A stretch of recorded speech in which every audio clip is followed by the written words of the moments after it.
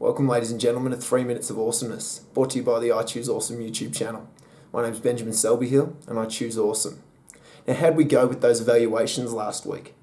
They're really insightful, but they're going to stand as a great marker for you 12, 13 weeks down the track. So every quarter we're just going to meet back in with those self-evaluations and do them again. And you'll be able to see how you've tracked and how you've improved over time. So over the next 12 to 13 weeks, I really want you to make a conscious effort to apply the information that I talk about and use those takeaway points and those tasks to begin to change your lifestyle. And you'll start to see those evaluations change and hopefully gravitate more towards the higher end. What you'll find is a lot of the topics that we talk about are codependent. So you start to work on one area and it'll start to build up and draw up another area entirely.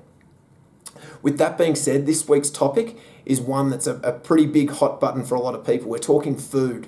Now, you might think it's a little bit unrelated to being a leader, but your food and the way in which you eat and the things you choose to put into your body says a lot about the person that you are and where you rate your health in as far as your values go. So if you recall back to episode 1 when I talk about values, if you can place your health at the top of the pile, you're going to become a greater leader in effect because you're looking after yourself and you're becoming the best person that you possibly can be.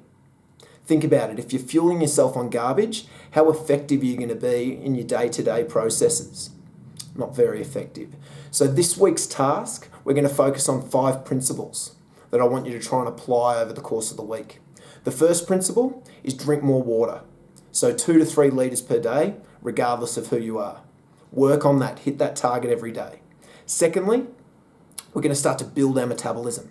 So your metabolism's like a fire. If you fail to put fuel on the fire, then you'll struggle to burn energy. You'll store energy. So and the fire will essentially go out. So what I want you to do is eat every 3 to 4 hours. Set an alarm if you have to.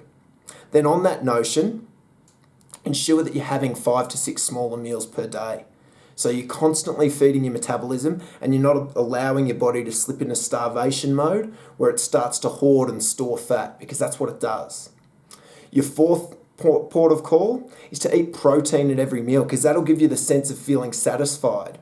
So eat protein, your meats, your chickens, your fishes, your eggs. Ensure there's an element of protein at every meal, and it'll help curb some of those, those days where you feel really hungry, particularly in the afternoon.